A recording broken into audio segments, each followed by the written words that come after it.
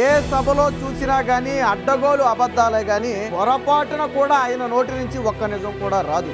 ఆయన ఏ మాట మాట్లాడినా అందులో ఆ ఊరి పేరు తప్ప మిగతావన్నీ కూడా పచ్చి అబద్ధాలే. సాక్షిలో డేట్ తప్ప మిగతావన్నీ అలాగే పచ్చి అబద్ధాలు.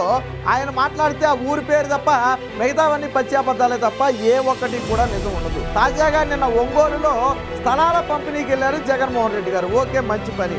అయితే ఆ స్థలాలు ఇవ్వకుండా చంద్రబాబు నాయుడు అడ్డుకున్నాడు, చంద్రబాబు నాయుడు కోర్టులో పిటిషన్లు వేశాడని చెప్పి ఒక మాట చెప్పాడు.